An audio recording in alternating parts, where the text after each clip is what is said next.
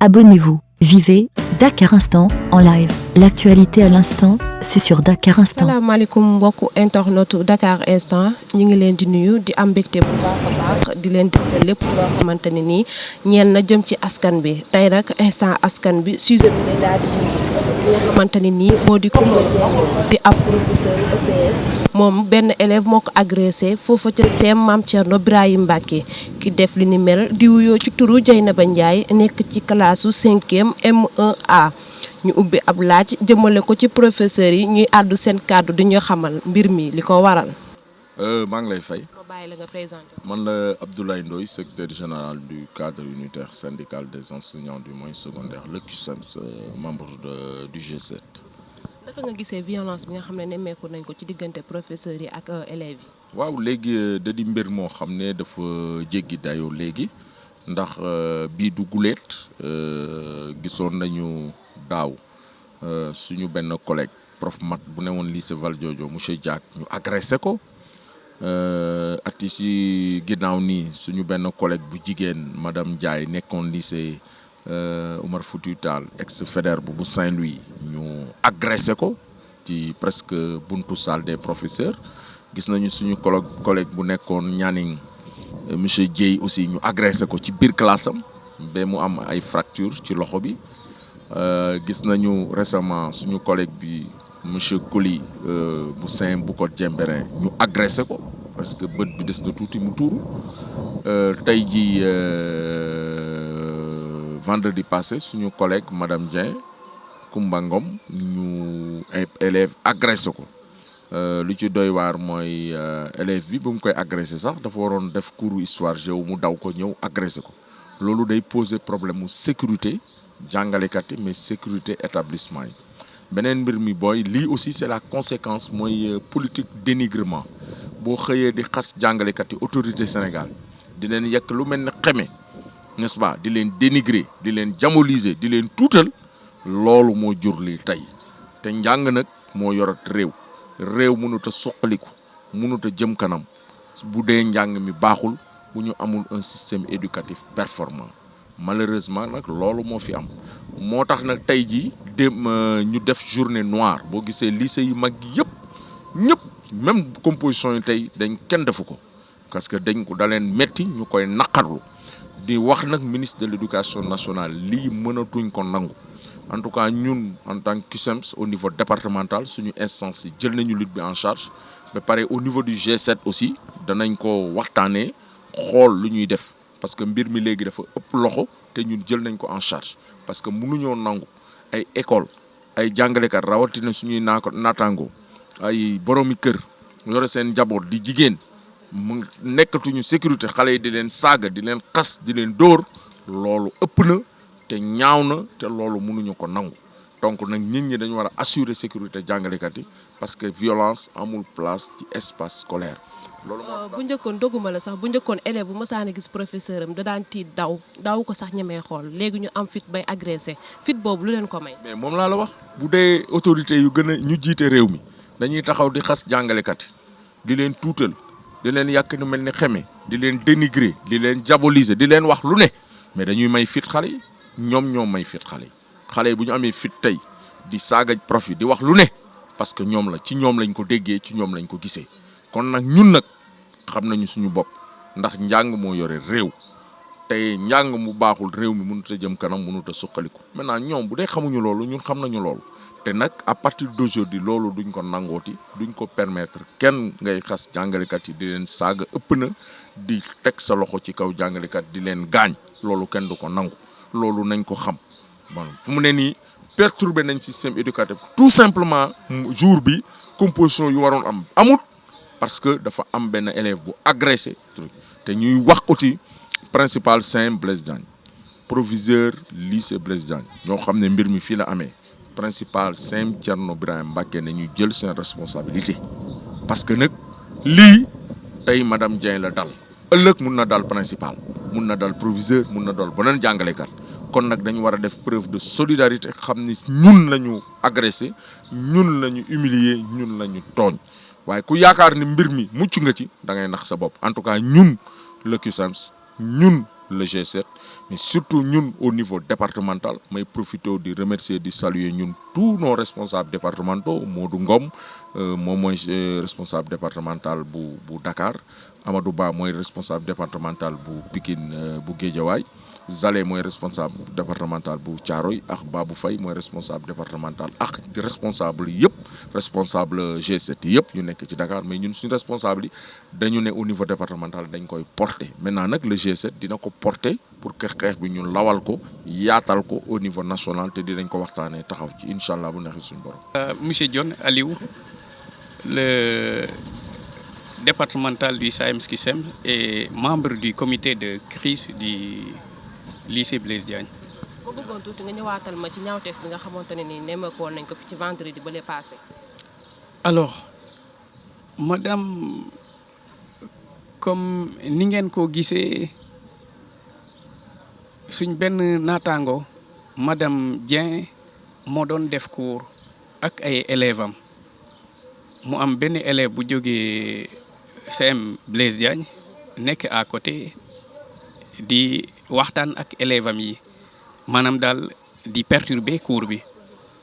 ba far loolu mu jur fitna bi ñuy dund actuellement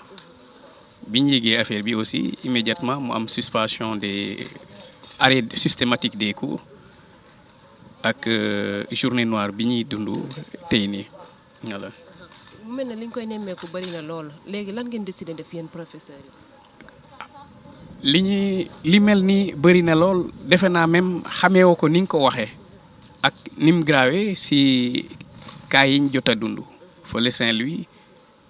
jàngalekat lañ jàmm si kanamu salle des professeurs à Boucotte Diembéring Benteñi à Mbour à Kaolack à Louga pour ne citer que ñooñu. alors li ñu fas yéene def mooy que ne lii war na dakk lii war na jóge si école yi dëgg-dëgg jàngalekat mérité wul lu mel nii benn ñaar ñu ngi exiger à ce que xale bi def nii pour ñu jox yeneen élèves yi xëy na exemple war nañ ko mun a dàq ci système bi ki nga xam ne mooy madame Dieng te lii dal ko ñu ngi koy ñaax aussi am na son certificat médical pour mu déposer une plainte te dinañ ci taxaw bu baax a baax pour que xëy na yoon def waru garam également si lu xaw a mel nii loolu daal foog bokk na si liñ jotoon fas yéene def pour le moment. lan ngay wax ministre bi. man ne waxuma la ministre bi kese mais même suñ njiit mel ni kii jiite réew mi li ma leen njëkk a wax mooy que ne lii bu amee man di bettuma ndegam ñooñ sañ taxaw di xas jàngalekat yi taxaw di yëkk lu mel ni xamee jàngalekat yi donc élève bu demee ba ñemee jàkkaarloo ak jàngalekatam moo xam da koy saaga moo xam da koy xëy na xoqatal wala lu xaw a mel man dama ne ñoom ñooy les principaux responsables ndegam lii demee na nii ñu ngi leen maintenant exiger à ce que justice soit faite xëy na xale yi quand même pourquoi pas ñu jël sanction boo xam ne tolloo nag li mu def loolu daal si ministre bi fi mu nekk nii loolu lañ koy exiger. man monsieur Diouf la professeur SVT CM Mame Thierno fii suñu collègue jógee ki ñu agressé maa ngi bokk tam ci comité de crise bu ñu teg depuis vendredi bi affaire bi amee. mu mel ne élève bi def ñaawteef boobu jàngeewul fii ci Blaise Diagne ndax mën nga mu dikkaatal ci sécurité bi. bon élève bi mu ngi jógee CM Blaise Diagne donc CM Blaise Diagne ak lycée bi bokkuñu même enceinte bi mais élève bi waa ngi amoon cours sax histoire ci 8h ba 10h ñëw na tardé. ele profam bi ne mënoo dugg si mënoo def cours moom au lieu mu des ci école am mu jógee CM Blaise Diagne ñëw fii ci terrain lycée bi fekk na suñu collègue bi ngi jóge CM Mame Thierno moom tam fii lay defee cours ak ay élèves am parce que dafa nekk collège bu amul terrain donc buñ fi tasee nag élève bi mu ngi woon ci terrain bi di wax ak beneen xaritam bu bokk ci classe bi di wax ak moom prof bi ne ko da ñuy perturber il faut nga jóge fii bu njëkk xale bi daf ko xeelu nu mu ko xoolee daal rafetul mu continuer di perturber di wax ak xaaritam ci école bi ci classe bi mu ne ko léegi da ngay jóge ci terrain bi ndaxte da ñuy tere ñu def suñu cours bi nu mu waree sa noonu la jóg moom prof bi dem ci xale bi jéem ko boot ne ko demal génn fii léegi bu mu ko laalee sax def ko ne tegg ma sa loxo tegg ma sa der waxu ko tegg ma sa der la ko wax bu ñaaw ne ko jógewuma ndeyu terrain ci noonu bu mu ko jéemee gunge noonu la ko walbatiku profité wu daal daan prof bi mu daanu ca noonu la gaañoo ci kanam. fit bi élèves yi am ci seen professeurs yi lan nga yaakaar ne moo ko waral. bu njëkk dinaa ko commencé ak suñu njiiti wax naa ko suñu président ci boppam moo gën a xoqatal jàngalekat yi moo leen joxul gët bu war. ki jiitu réew mi nag su demee ak ay gouvernement ñàkk respect ay enseignants man damay fi naan lii mooy façon ne citoyen ku mu neex mën nga xoqatal enseignant mën nga leen bañ a respecter ndaxte autorité yi ci boppam ñi nga xamante ne ñoo waroon gën a respecter enseignants yi ñoo leen respecté wul. ñaareel ba mooy famille yi mooy tey parents yi ñu bari dañoo démissionné wax naa ko xale bi du école lañ koy jàngal éducation de base mu ngi ko war a njëkk a amee ci ay njabootam ci ay parents donc parent bi bu ko éduqué wul nu mu waree dafay doon problème li ci tegu mooy environnement bi nga xamante moom la xale bi di dund fu mu nekk. mooy kër ga mooy ci mbedd mi mooy feneen ay violence kese la ñuy gis xale yi mu doon ci seen télé yi seen film yi ak seen réseaux sociaux yi booy fépp la ñu gis violence fépp la ñu gis ñi respecté wul ku mag ndaxte suñu askan bi lu ñu xam mooy ki la ëpp ay at dañ koy jox gët dañ koy respecté waaye li xale yi gis mooy xale bu tuuti day saaga ay waajuram xale bu tuuti day xoqatal ñi ko mag donc loolu dafa nekk loo xamante ne dafa permettre situation yu mel nii di am donc moo waral tey yaakaar naa ñëpp a war a jël seen responsabilité mooy mooy école bi mooy parents yi mooy nguur gi mooy enseignants yi ñun ñëpp dañu war a xoolaat suñu bopp ne jot nañu taxaw nag dikkaat si suñu éducation xale yi. jamono ji fan la fukki Coumba Dieng Ngom nekk jamono ji. du Coumba Dieng kese du moom kese waaye dina jamono bi ñun ñëpp jàngalekat yi ñun ñëpp dañu waroon nekk ci classe yi waaye après vendredi bi dañu ne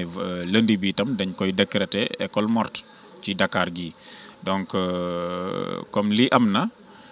ñun mënuñ ko bàyyi moom am na certificat médical bu ko tere mu liggéey ñaari jours yi mais dañu ne dañ koy gunge comme liggéeyal ñun tam duñu liggéey te dañu waxtaan suñu biir xool nañ la ñuy taxawee pour lii dootul am parce que nag nekkul ne fii rek la commencé am na tàmbale na at yi gis nañ ko même ren gi mën nañu compter lu xaw a mat fukk cas yoo xamante ne am nañu ci région yi mooy Ziguinchor mooy Kédougou nu mu tudd Saint-Louis Kaolack ak Mbour am na feneen ak amaat feneen donc am na Diourbel donc lii dafa doon occasion ñu ne nag il faut ñu taxaw li warul continuer violence bi ñu nemmeeku ci école yi ci établissement bi dootul continuer dañ ci taxaw nguur gi mu jël responsabilité école institut ci boppam mu def sanction disciplinaire war et justice tam dinañ gunge suñu collègue mu def plainte dina déposer plainte ñu gunge ko ba justice tam war a def lu mu ci war a def. Dakar Instant, chaîne d'actualité sénégalaise qui vous donne l'information à tout instant. Abonnez-vous sur YouTube afin d'être les premiers au courant des toutes dernières nouveautés en vidéo. Page Facebook Dakar Instant, téléphone, +221 77 561 55 46 77 506 85 74 78 123 86 56. Adresse email dakarinstant@gmail.com. L'actualité à l'instant, c'est sur Dakar Instant.